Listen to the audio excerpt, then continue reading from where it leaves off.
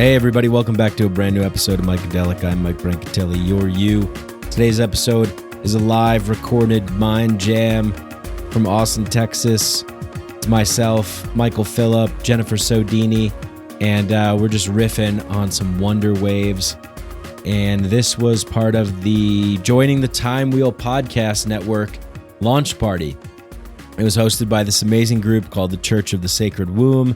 It was like a little mini festival. There was ecstatic dance, breathwork, artists, selling crafts, just really, really fun, really cool. And me, Michael Phillip, and Jennifer Sodini, of course, you know them from Third Eye Drops and Radio Amenti and Evolve and Ascend.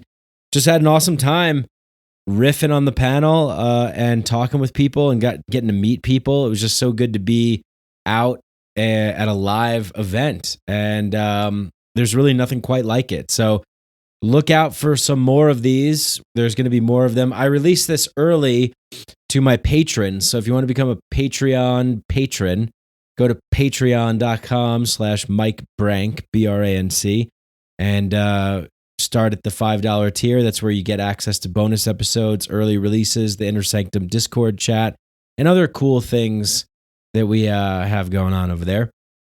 And if you like the show, you know what to do. Like, share, subscribe, leave a 5-star rating and review on Apple Podcasts.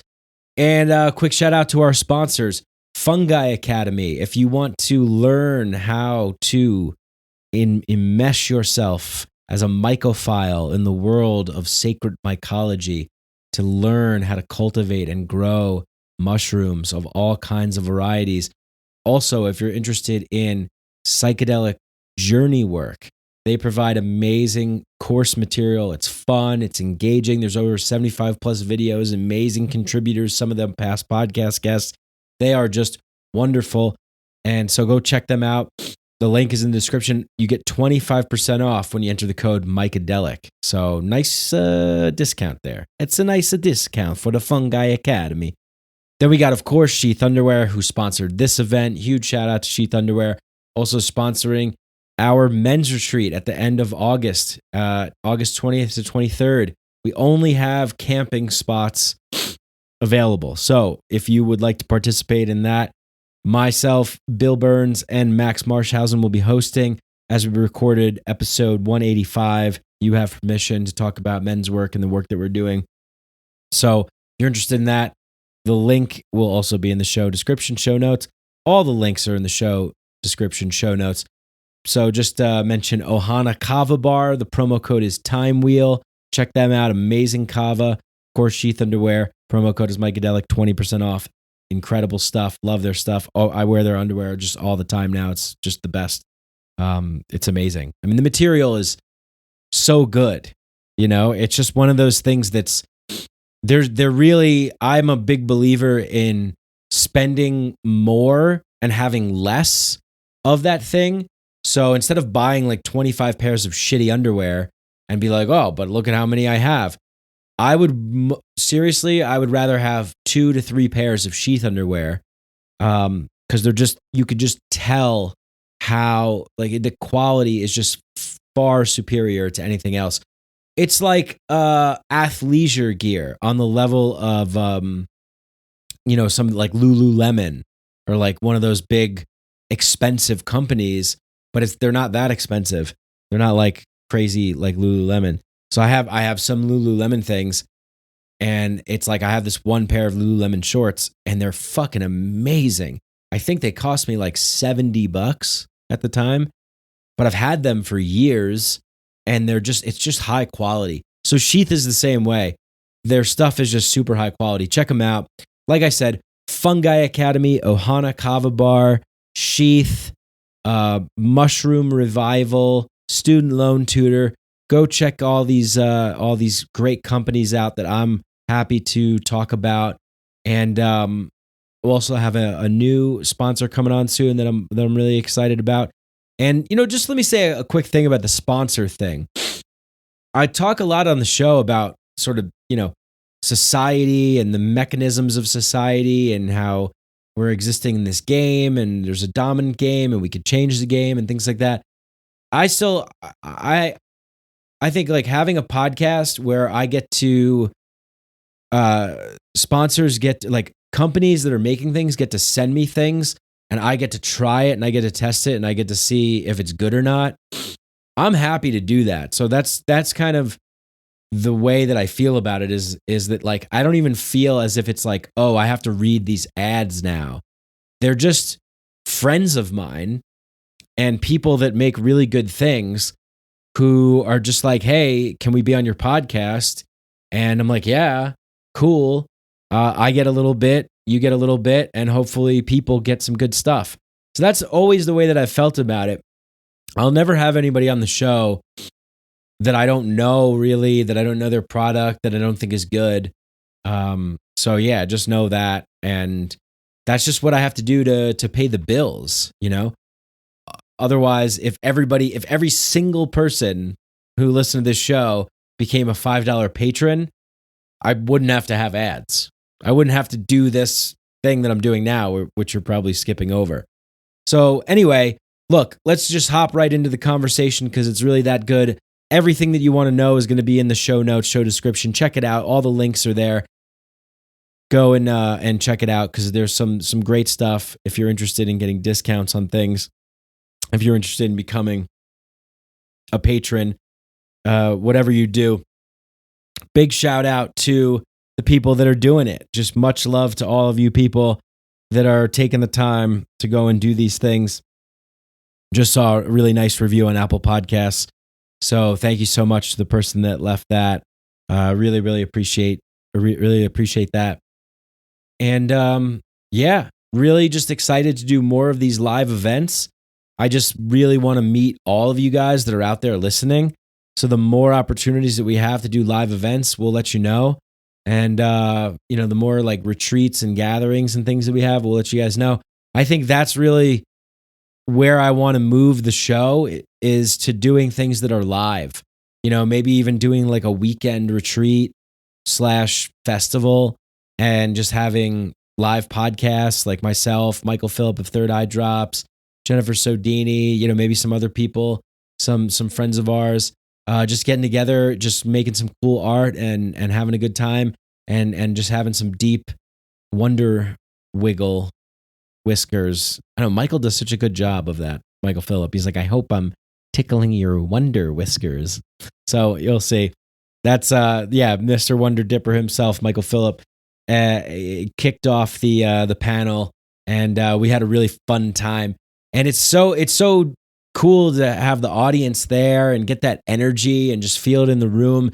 There really is something special about being in the room with people, even if it's just like 30, 40 people, as opposed to, the thousands of people that listen to this show. It's like, there's just something different about being there. I'm sure all of you guys know, especially this past year with all the lockdowns and all the bullshit. It's like getting out and being with people and having like a full party night where we could have deep conversation and then dance and enjoy art and watch people spinning fire and shooting lasers at the moon or whatever people were doing. Anyway, let's just get into this podcast. So without further ado, here is live from Austin, Texas with Michael Phillip and Jennifer Sodini talking about meaning, creativity, wonder, and why. Hope you guys enjoy. Thank you so much. Check out Timewheel, the Timewheel Podcast Network. Leave a 5-star rating and review on Apple Podcasts. Much love to you all. Thank you.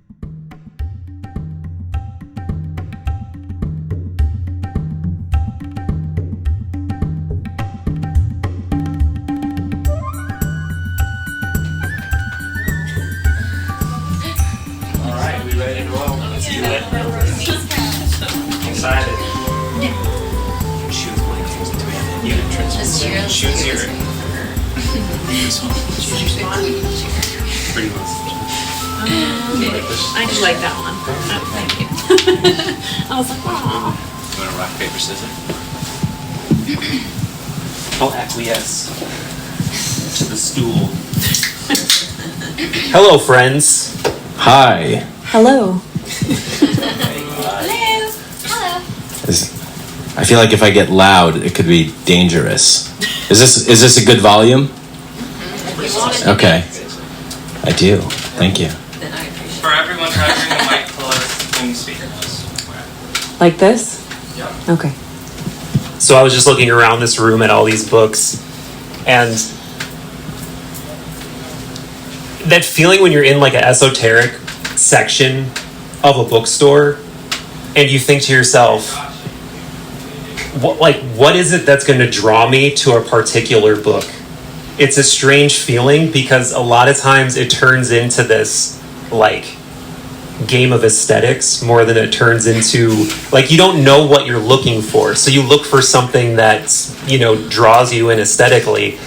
But I think that it's almost like a weird trick, because the one thing that all of these books have in common, and I think everybody here has in common, is that they're looking for something beyond the normal.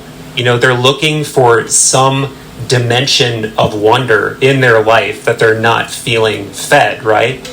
And there's actually some science around this, and there's two kinds of wonder they talk about in the scientific literature, and one is need to accommodate, and one is I forget the exact wording, but it's essentially seeking experiences that make you perceived vastness. That's what it is. So it's seeking experiences that make you feel small and then recontextualize your place in the world.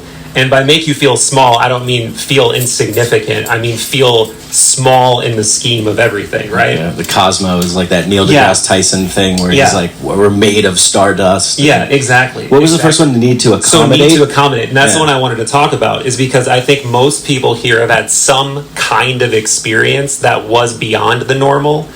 And then that's what that is. That's the need to accommodate experience. And then you have to recontextualize your understanding of life and how you fit into life in the wake of an experience like that. So I always just love being in groups of people who are in that state, because then we can all it's like we've all peered behind the curtain, like we've all seen the wizard like pulling the fractal levers and knobs and like, you know, whatever the fuck is going on. And then it's like, well, now what the fuck do we do, everybody? I don't know. And that's where we are today. So glad to be with you. So Michael, what book drew your attention first in this room? I know what you're looking at. The Mummy with Brendan Fraser. There's something called The Mummy right there. In all seriousness, though, I don't know why, but I've always been drawn to like the Eastern aesthetic. Yeah. And I was talking to a friend about this on a podcast this morning, actually. Those weird kind of pulls you have all the way down. Like, you don't know when you got interested in something. You just know that you're interested in it. And then you kind of listen to that whisper, and you just keep going toward that thing. And for me, that was what I was interested in first, was definitely Eastern. So you saw The Mummy up there. And yeah. What about you? You see any books that pop out to you? Yes. Well, it's very weird. So I've always been a very strange person. And as a child, my favorite book was Communion by Whitley Strieber. And here I am staring at the copy right over here. Wow. So let me show you all. I can't even see it. I like the movie with Christopher Walken. Who's that? Who's there? Dancing with Aliens. This is the book. Right. So I read this a lot when I was very young, and I actually think that this is a good representation of like mystery. Right. They say wisdom begins in wonder, and Socrates quote. Right. I remember seeing this as a kid and having this like profound feeling of like, what is that? What is beyond me? To your point, these experiences with wonder, they really make us wonder, like, what is it beyond me? And if you look at something like this. Yeah, what did you feel when you saw this image? Because you don't this is one of the only ones where they really show like that gray. Oh yeah, baby. Well, it's a great representation of like what you feel in that space. It's that juxtaposition between terror and excitement. So for me, like when I saw this, I'd be like, what the fuck is this? But what the fuck is this? Like, I want to know more. Yeah. So yeah, and returning to the topic of wonder in general, I think a really good follow-up question in both the wake of an experience that puts you in that need for accommodation state, and just a good question to ask in general, is what, if anything, is the utility of wonder? Like, what does it do? Because if anybody listens to my podcast, you know that I have a tendency to just kind of go toward curiosity, and pretty soon you're talking about like pleroma and logos and nous and really getting into the like Eros, the nitty-gritty Chronos, of these gigantic, unfathomable, unknowable things, and you're like, what this isn't gonna help me start an underwear company, you know, like, you know. And so what is the utility, if anything? I want to turn that over. I mean, I have. Well, I like how you describe yourself as a wonder dipper. Yes. Right? Jason Silva, he's like, I'm a wonder junkie. And so his utility, you guys familiar with Jason Silva, Shots of Awe? He's just, so you can get so like overwhelmed by wonder, where you're just like foaming at the side of the mouth and like you've lost your job because you're like, everything is just mind-blowing and the paradox of wonder and infinity combining, as Ernest Becker once said, that the time is just an illusion that contracts the mind. And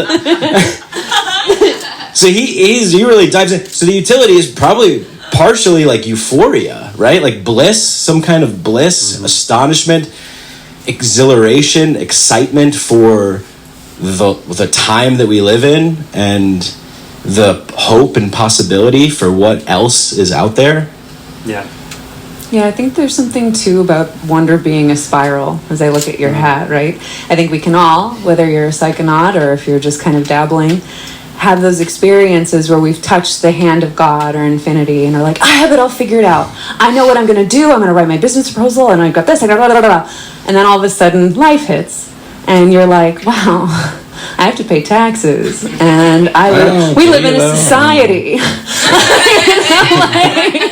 And then you descend to this nihilism. I personally have a lot, it's optimistic nihilism. But then you have that spiral back up. So it's this constant process of like touching infinity, having that strike of inspiration, and then feeling defeated by the world that we're around. So coming off the heels of the two conversations we've had prior, we see amazing entrepreneurs that are taking these intangibles and making them tangible. It's remembering again that it's possible to do these things. It's just not to descend into the nihilism when the society happens. Or the madness. Yeah. Like that quote, the madman and the mystic swim in the same waters. The madman drowns, the mystic comes back. So it's like going to, as our friend Mikeadelic was telling me on my podcast, it's like everything has been created. It's just in the vaults of eternity, and the artist's job is like excavating the vaults of eternity and bringing it down into the manifestation of this 3D world that then other people see. And you get that sensation when you see a piece of art or you see something that's really blowing your mind and giving you that sense of wonder. You're like, ooh, like what is that? I remember that. It's calling me. That's beckoning me to that place. And hopefully that inspires you to go on and do something wonderful. Yeah, there's one, I don't really settle on very many things in terms of like methods or nomenclature that I'm very, very attached to. But one of the principles that I've built over the last several years, and if you ever want to know what you think about something, try writing a fucking book, because you'll feel like everything you're saying is contrived and it's been said a million times already, and you're not saying anything new. If you're honest with yourself, and in the process of trying to do that, and really, because I'm somebody who, like, the name of my podcast is tongue in cheek. I make up words. When people ask me serious questions about what I think or believe in things, I usually meet them with some kind of like witty little answer and then, deflect into something else. But when you can't do that when you're writing, like you can't write anything of substance. So one of the principles that I have settled on is very similar to what you were talking about, is that there's this spiral of the mundane and the wonderful.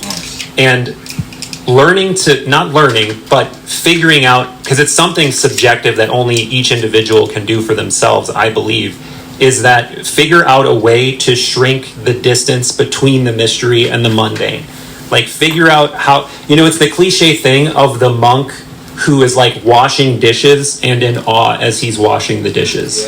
You know, and while that might not be practical, you know, for most people, I do think that there's a way to be both speculative and operative in the way that you live your life, in that you're doing something operative, like you choose a verb basically that you find yourself to be good at, that you can tolerate doing, and then figure out how to inject wonder into that thing.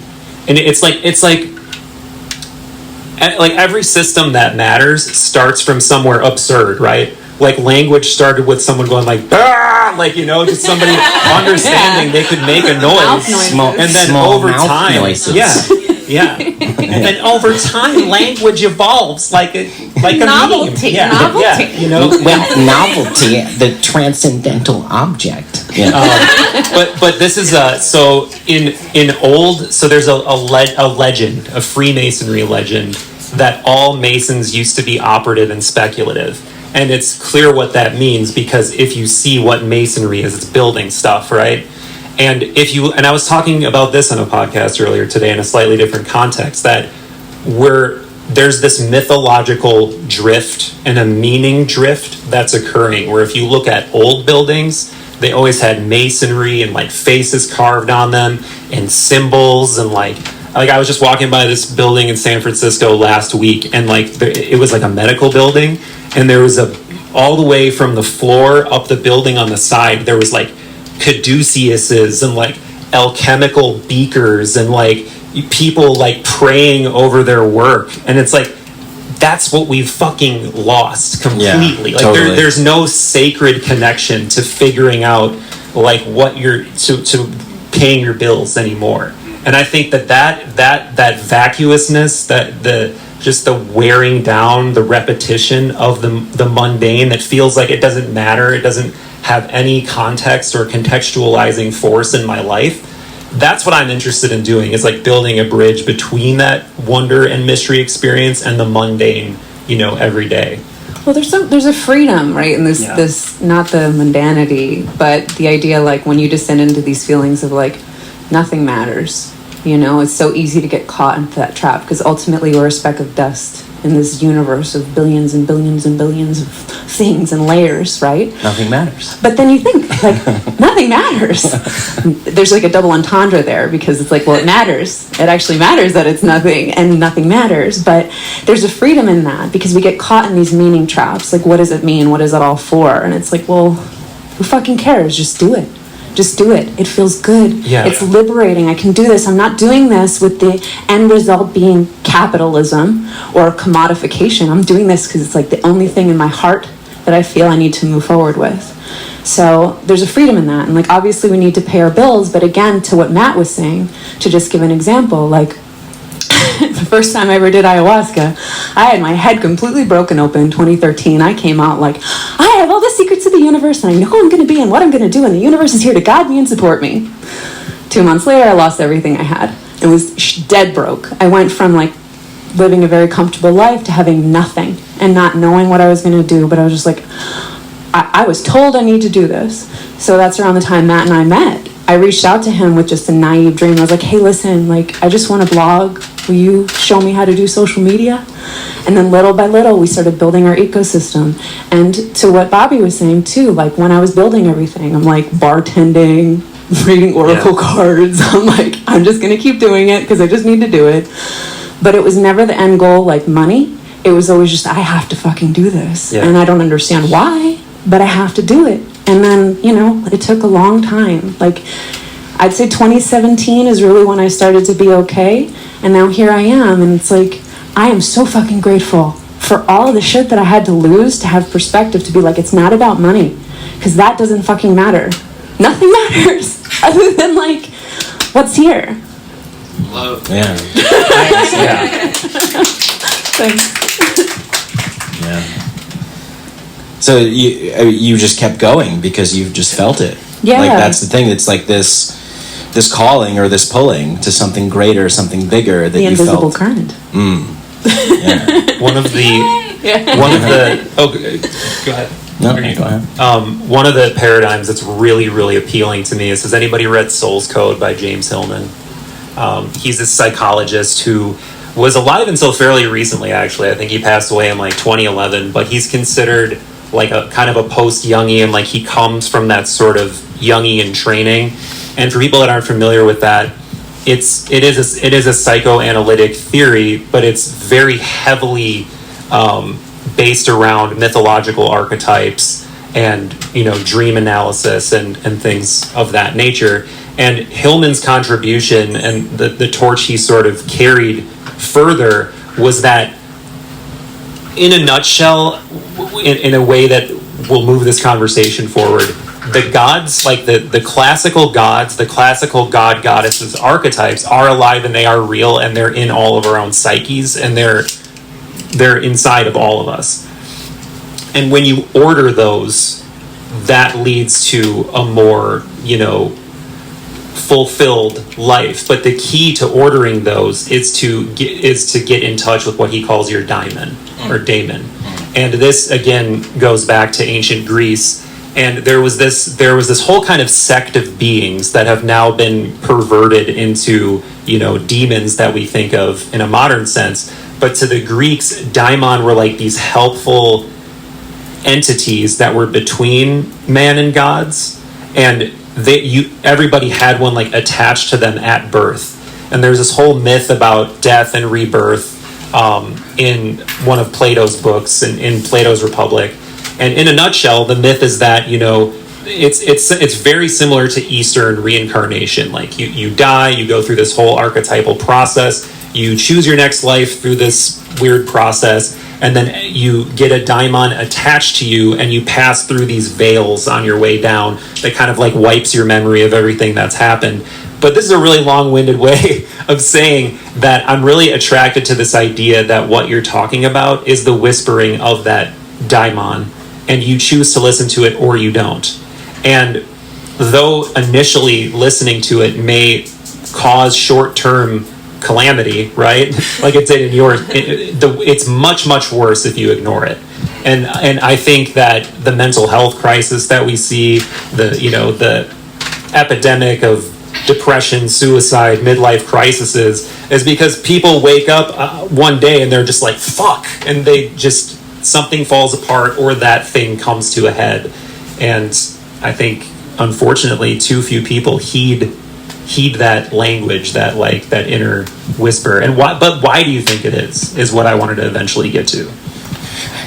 I think it's scary. Yeah. You know, I talked to somebody recently, they had me on their podcast, and they were very interested in psychedelics and the experience. I told them very similar. After my ayahuasca experience, everything crumbled. I happened to be reading this book by spiritual teacher Adyashanti called The End of Your World. So it was like very helpful. I was like, oh yeah, cool. Wait, chapter 2. Yep, that's falling apart right there.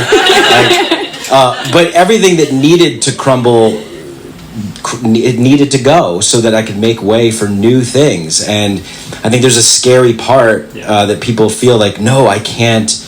Like, who will I be if I lose everything that is comfortable and familiar that I've known? What will be there out for me? And the scariest thing is the unknown, right? But so you have to do things to surrender to that process. And whatever those do, like whatever it is, breathwork, meditation, yoga, psychedelic, whatever you're doing, it has to fit for you. And you will, you know, as Campbell says, like, doors will open where there were only walls before, because you're moving in that direction of the invisible current. Yeah, and faith isn't really. You can say it's a science, right? But it's more of an art. It's more of an abstraction. It's more of like, what medium do you move through?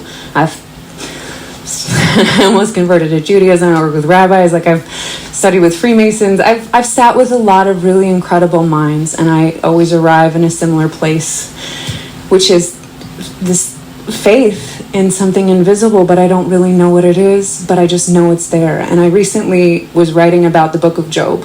You know this story? Yeah. Tortured. Yeah. So basically, God's most faithful servant, Job, God and the devil decide to wager a bet to see how much they can fuck his life up and if he'll still believe in God at the end of it. So the guy loses everything, loses his kids, his wealth, all of it, and never loses faith in God. Strip away any Christian dogma, anything. Look at it as a metaphor for life. But he never gave up faith, and then everything was returned tenfold. So that's something that I think we can all relate to. Isn't the last thing like sacrifice your child or something? No, that's the other one where God trolled Abraham. Yeah, It's like, take your favorite son, kill your put kid, him on man. the rock, Yeah. kill him. No, just kidding. JK. Psych. Fucking with you, bro. Yeah, that's where that came from, that expression. God was the original. Oh, yeah. But I'm now thinking just about that cyclical nature of things and that T.S. Eliot quote. It's like, in all of our expeditions, we will then return to the place that we started and know it for the first time. There's this like constant like death and rebirth of like seeing things with new eyes. And then if you're able to construct things in the world like you were talking about with architecture, like I feel is so important, because the more that we see beautiful things in the world, the more there's this like feedback loop, this sort of generating mechanism where we feel inspired by the beautiful art. How many times do you go to a city or somewhere and it's just like steel and glass and concrete? It's like, I feel like dead here, you know, but At a place like Entheon at Cosm, where Alex Gray is building, my wife Allison and I have constructed magnificent structures to elucidate human consciousness. but it does, it makes you feel great. Thank you. It makes you feel, and I think that there's a lot that we get lost in the mind. When we get lost in the mind, we get trapped, and it feels dull and gray, and we get depressed, and then we don't get that zest of wonder that we need to sustain the beauty of life. Mm-hmm. Yeah, I think the fact that you mentioned death and rebirth, I think is ironically the immortal truth, right? Like, no matter how many times you go down into the depths, every time you get there, I mean, it happens every time. I don't like, people think I'm doing psychedelics constantly, and I'm really not. But when I do them, I used to. and I do, like a significant dose, ayahuasca there's right now. always this moment where it really sets in, and I'm like, why did I do this again? Why did I do this again? Why did I do this again? And it's because you're having a small death that you needed to have so badly because you forgot how precious the mundane was. And then you go down to that place where you cease to exist. You're like, I just want to go back. I'm sorry. And then you come back out with those fresh eyes, and you appreciate, and for a time, the mundane is imbued. Like, you're like, wow, how, from the fractal chaos and the topsy-turvy gestures and the fucking, feeling like I'm just coming apart psychically back to, wow, the hat is where it was before, and the curtain is where it was, and there's no failures. There's no like 1% slippage. Everything is perfect. And then suddenly consensus reality seems like a miracle again. And I think that every initiation I've ever heard of, from the Freemasonry Master Mason initiation to, ayahuasca for sure, because that is like the closest thing to death and rebirth I've experienced, to, losing your identity if you become like an ascetic in the East or in any tradition. You lose your identity, you're reborn into a new identity as a member of the Sangha or whatever it is, and you're on this mission now for the rest of your life. It's all about reincarnating within your current life. And Manly P. Hall and all the esotericists talk about it as well. It's like, it's the second birth. It's the bridge you cross. But I don't think it's a first and second birth. I think it's like a third and a fourth and a fifth and a sixth, and it just keeps going, is what it seems like. Well, it takes a while to integrate all of those things, because there's always a new layer being excavated, right? Yeah. To Manly P. Hall, he said, I think this was a book I read that he wrote on Freemasonry, where they talk about the greatest adversaries to true spiritual growth are ignorance, fanaticism, and tyranny. And you can have these experiences, again, where it's like, oh my God, but you're still so ignorant to the greater reality. Then you can have these experiences, and now I'm fanatic, and now I'm shouting it from the rooftops. It's about finding that balance of like, it's good to touch that realm But I mean, I haven't done psychedelics in almost 2 years, and I literally remember the last time being like, I cannot wait to just like pay some bills and like go to 7-Eleven and like I'm good. I don't need to go back to the clown dimension for 6 hours. It's fine. Yeah, and I've definitely gotten stuck there, where like it's just such an existential bummer to be back in form. And I'm like, yeah, this sucks. This is stupid. Fake skin bag. And all these rules. Look at all these like right angles and rules. And that's, but I'm grateful that I went through that process because I learned so much from it. And I feel it was like a maturing that had to happen. The integration process is so important, and it never stops. It never ends. And yeah, there's this book, The Sacred and the Profane, by I forget the author's name, but that's a good framework. And so same thing with James P. Carson's book, Finite and Infinite Games. Yeah, I've heard a lot of it's fantastic, and it's like just a different context for what we're kind of talking about here. Whereas he labels it as there's same thing with the sacred and profane. We were saying it's the mundane. It's the same thing. Finite and infinite games. He talks about the infinite game. The point of the game is to keep the game going. The finite games are games that we enter in where there's a clear, definitive start and end. So it's like life is just this constant circle of entering into finite and infinite games. And the infinite game is to make sure that you keep this alive so that you keep participating in it. Even if you had a finite experience that was mind-blowing, soul-expanding, okay, you still have to participate in this infinite game of like keeping yourself alive and sustaining your life and not losing that wonder, like that childlike enthusiasm. With that spiral, you can degrade to like it evaporates a little bit, but then you see something and it touches something and it starts all over again. Mm-hmm. Yeah. Yeah. It reminds me too. This is something I talk about way too often, but I think it's funny because within the finite and infinite games, there's even a more infinite game above those games. And this is something that the Buddhists call the Two Truths doctrine. And it's and this too, this really helped me reconcile what you were talking about, the re-entry into the meat suit, because it does go both ways. Like I've come back where I've been like, oh, thank God I'm back. And I've also been disappointed, like exactly like you were. And I think that we make a mistake in trying to reconcile that with this, because they both are just so. And that's kind of what the Two Truths doctrine of Buddhism is that there's what they call prajnaparamita, which is perfect transcendent truth. And there is this perfect, and you can sort of glimpse that, I think, in just like the right perfect psychedelic experience, for example, or with a lot of meditation, I would imagine.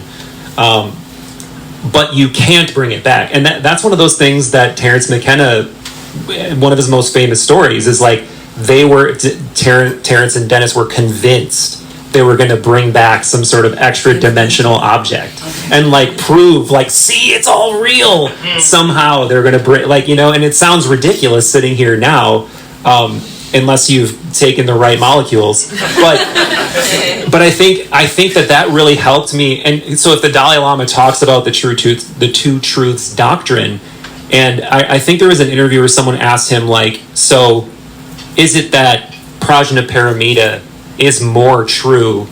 And he's like, no, they're both true.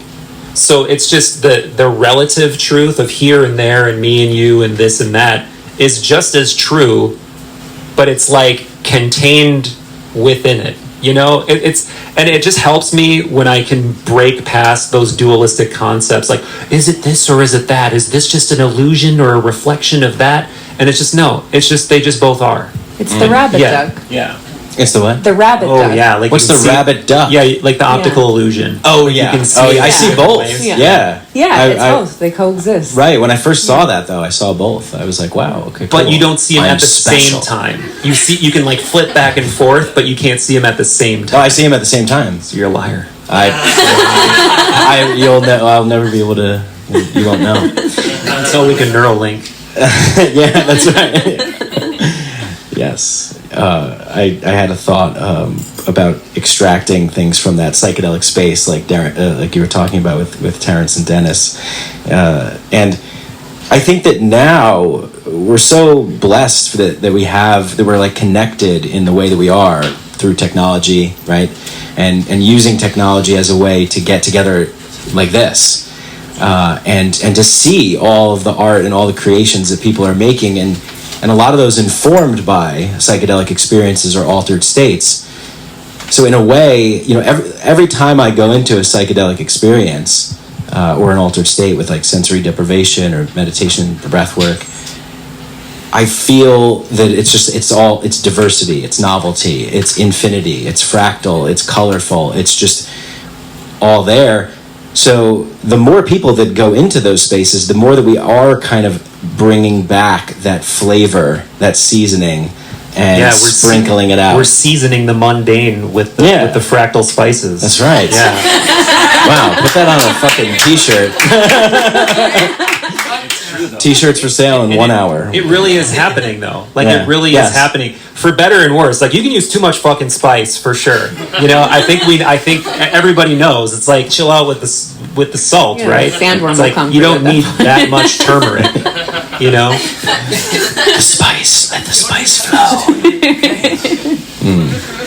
But, so, if we're talking about seasoning the meal, finding the right amount for you is a hard thing to do. And the thing for me is always like, so how we started the conversation about wonder and what is like the actual utility of wonder. I think that's actually a good question to ask yourself, because if you're getting so hung up on the far out questions that it's actually having an impact on your daily life. It is funny that Jason Silva uses the wonder junkie phrase, because that would actually denote that there's a negative effect, right? Because that's the hallmark of a drug addict, is like you become an addict when all of your daily activities begin to suffer, right? And I think you can do that with wonder. I think you can have too much wonder to the point where it like makes the lines too wobbly and too curvy on your daily life, where there needs to be straighter pipes, But clearly too, the integrity of the mundane fucking batters you after a while. Like just the rote repetition, the beigeness of the everyday, of the grind, of the commute, of the whatever,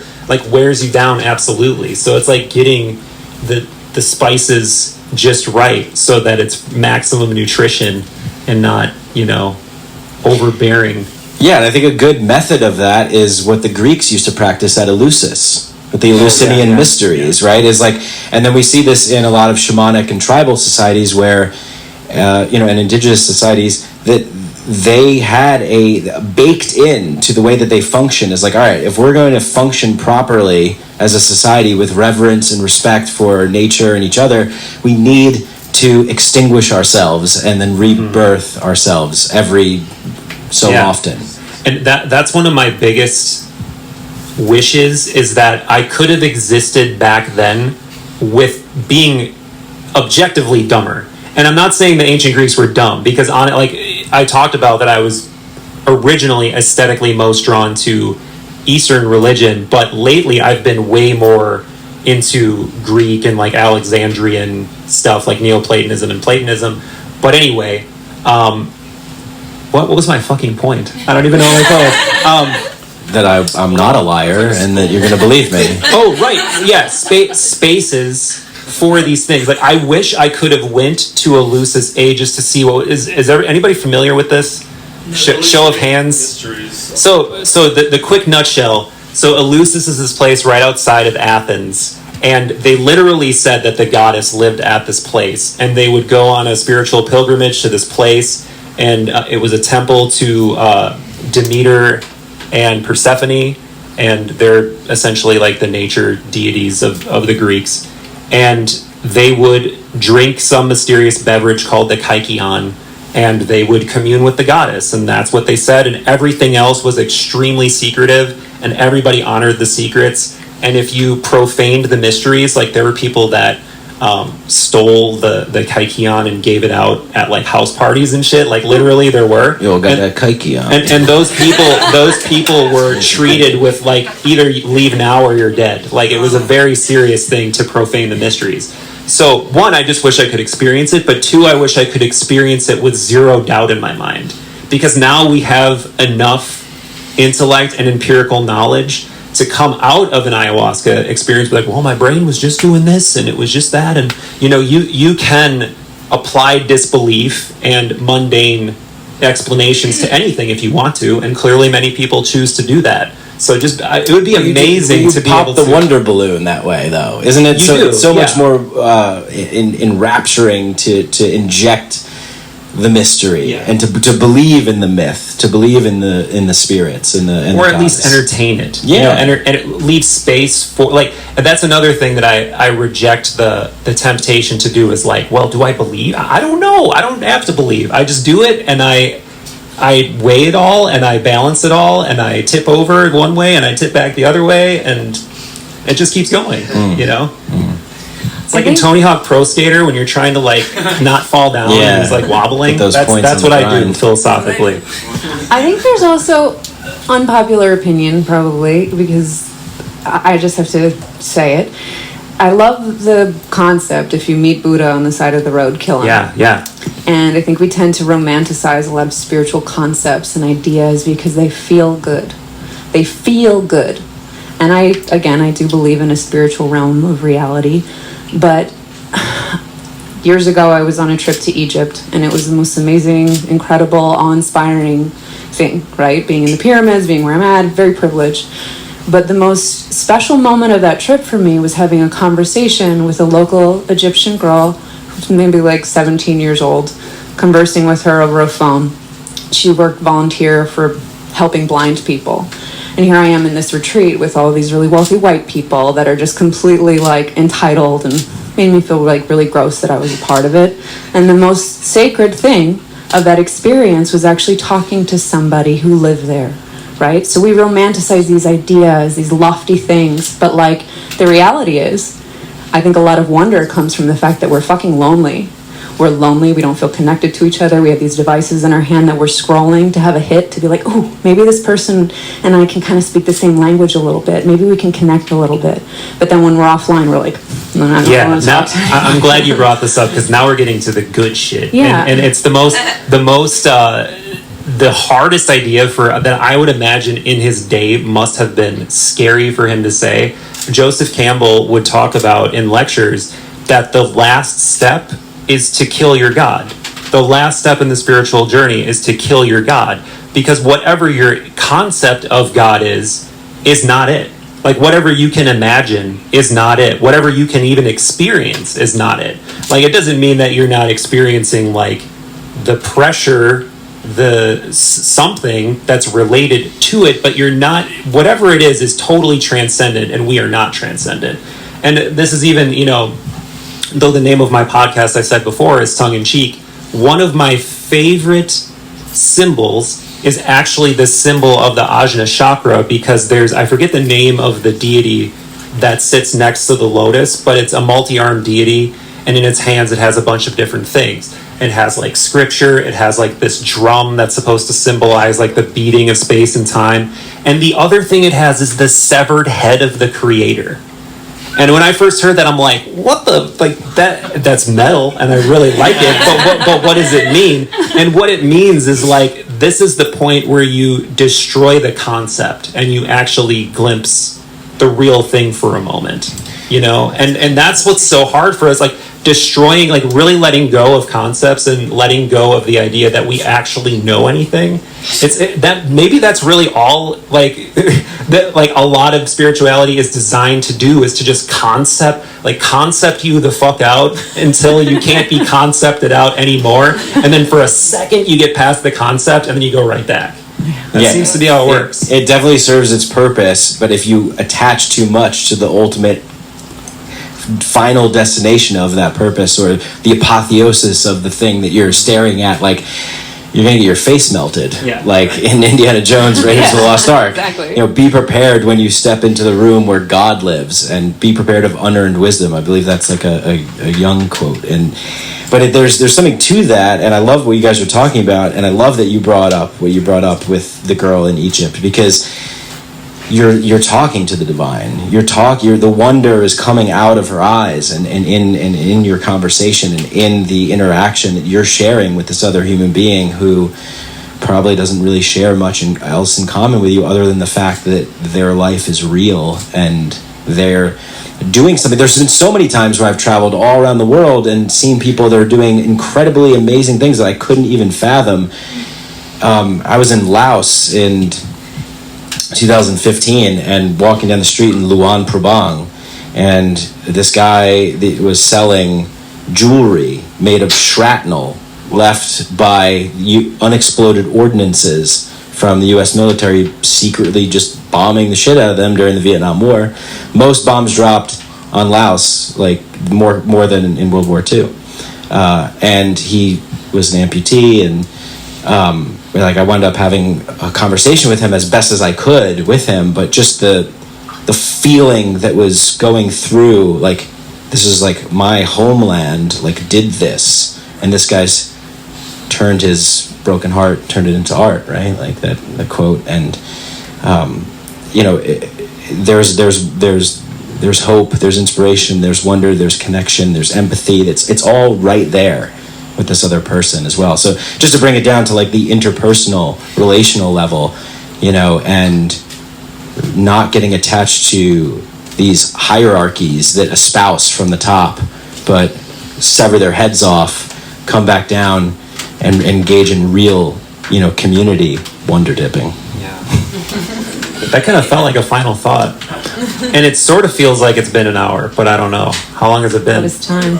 It's been about an hour? Yeah, I have a pretty good podcast alarm after all this time.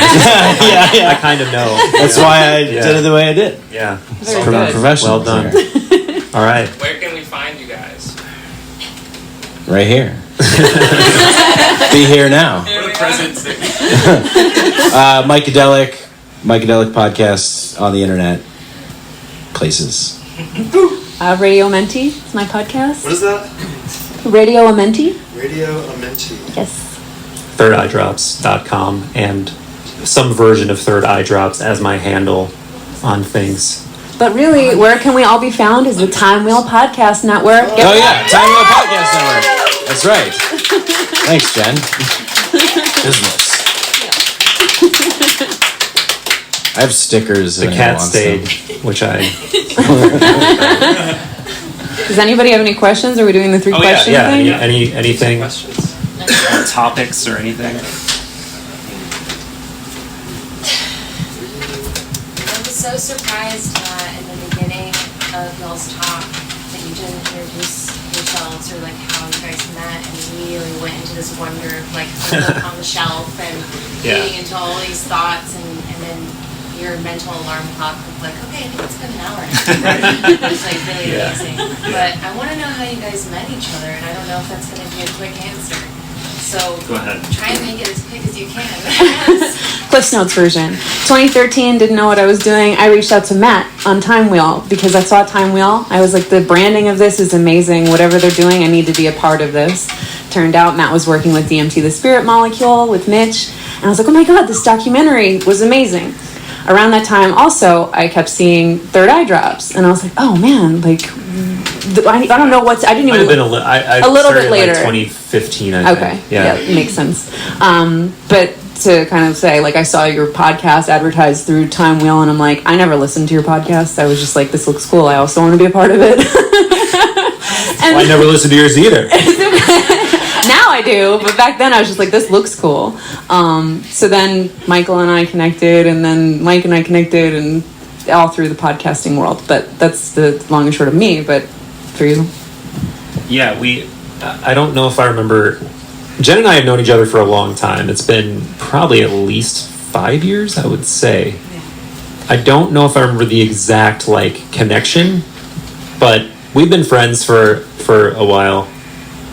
that's a shitty answer, but but it's weird. Like I do have a few people that I've become very close friends with through the podcast, and I don't remember the details of like I reached out to him or he reached out to me. It's just like, oh yeah, we're just really good friends, and yeah, it's strange. We've done a bunch of events together. We've done a bunch of podcasts together.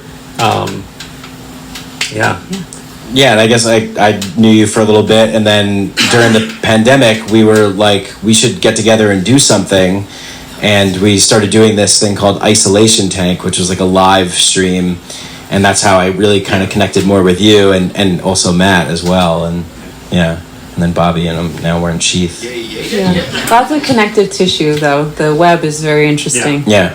And because of Mike, I met my husband. So, oh, that's right. Yeah. You're welcome. What a world, thanks.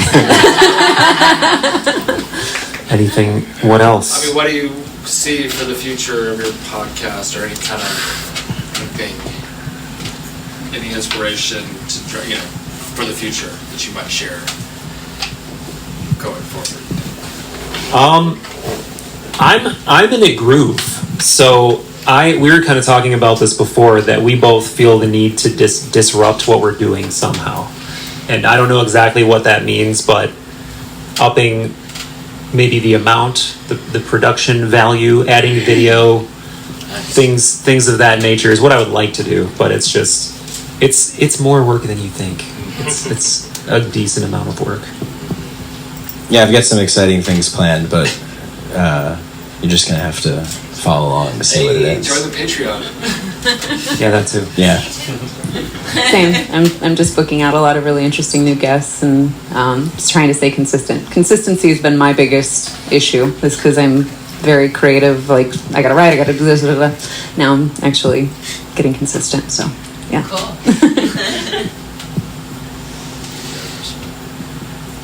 And then, like, learn, like, go ahead. I do Alex Gray. We should do dueling Alex Jones. Alex Jones? Listen here, we have a party in Austin, Texas. People are smoking DMT. Communicate with entities from the beyond. Do you remember his space jail riff? No. Oh yeah. What the Goblin vomit. Goblin vomit demons. guys? Got the documents. Yeah. I have the documents out there stuck in the Bohemian Grove with John Ronson. Yeah, and we're gonna construct a large face of Alex at Entheon, Casa, upstate New York. Thank you. Let's give a hand to these guys. Thank you, Michael, Mike, and Jenn. This has been amazing.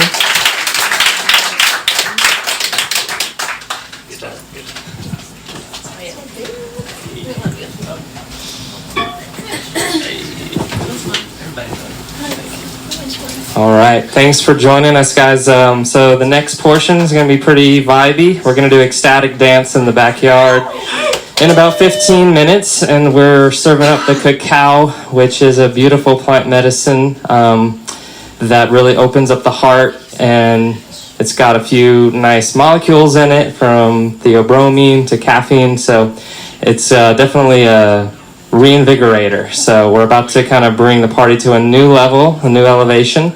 And just to say one more word about why we're here, the Timewheel Podcast Network is something I'm very passionate about. I've bumped into a bunch of friends that really enjoy the art form of podcast, and it just kind of felt like a band almost, like, hey, let's make a band, you know? So we're going to be releasing all of the shows that we're here tonight, and we're going to be supporting them. And you can find that at timewheel.net or twpn.net. And it's really just about sharing quality information, you know, for people with curious minds. And I really feel like these podcasters have a great ability to extract from their guests extremely insightful information, and themselves have a lot of that to share. So again, you can find that at timewheel.net. And I really appreciate everyone being here tonight. And, you know, stay tuned to us on social media, Facebook, Instagram. It's just Timewheel, one word. And you'll be seeing more of these podcast promotions rolling out. Also, tonight's a donation-based event from $11 to $33 or whatever you feel comfortable giving, and we're going to use those proceeds to go towards founding this network, doing ads, doing dope video content and stuff to help really give more spotlight to what these guys are doing on their shows. So every dollar counts. I really appreciate it. And you can find information on how to donate at the front desk here. As well, I want to give a big shout out to our sponsor, SHEATH. They sponsored tonight, and it's an amazing product. You can go check them out at sheathunderwear.com and use promo code Timewheel to save 20%. And essentially, it's evolutionary or revolutionary underwear. Underwear that has really been extremely thoughtful in its design, from the fabrics to just the overall pouch on the inside, which is for men, but women as well. I've been getting or hearing good feedback that, you know, the sports bras and the underwear are very comfortable, and we're always working on building our quality up, and we really pride ourselves on our customer service as well. So if there's any issue, we're always willing to fix it and hook you up. So we're going to be doing an ecstatic dance in the back in about 15 minutes, which is a safe container to explore the body. I like to say, let the music move you. Try to, you know, just see what happens when you let go and disconnect your mind from feeling like people are watching you, or that, you know, like you're not doing it right, because really there's no right or wrong way to dance. It's just whatever flows through you. So that's really what we're going to do, and we're going to elaborate more on that once we get out there. So again, thank you guys, and thanks to the Church of the Sacred Womb for hosting this. It's been amazing. Thank you, Clem and Astra, and we'll see you in the back. Much love.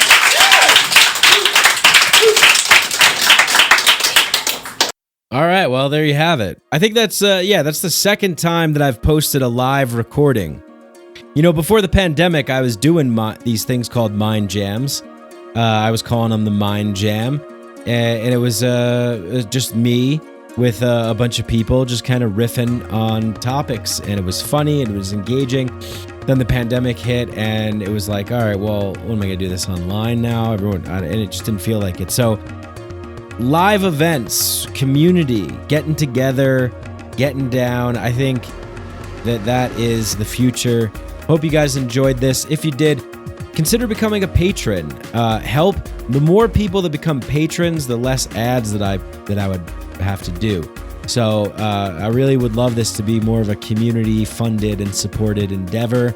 And you get access to bonus episodes. We got a new Mikeadelic out with my co-host Matt. We got all kinds of things, big stuff coming too, with like new logo design, website, and all that kind of stuff. So I'm really excited about that. You guys all get early access and the Inner Sanctum Discord chat as well, and access to me as well, one-on-one Mind Jam sessions with me. So consider becoming a patron. If you like the show as well, easy, free way to help us is leave a 5-star rating and review on Apple Podcasts. The more that we get there, the more visibility we get. People see us, find us.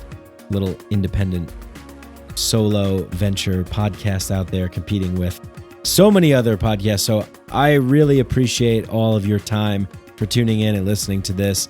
Also, go check out our sponsors, because they support me and what I do and bringing this content out to you guys. Let's support them, and check out the stuff if you're interested. Fungi Academy, growing mushrooms, SHEATH underwear, just really comfortable stuff, and Ohana Kava Bar, as well as Student Loan Tutor and Mushroom Revival. So go check them out, and if you're interested, you like something, there's nice discounts there for you. Until next time, much love to you all. Much love to you all. Peace.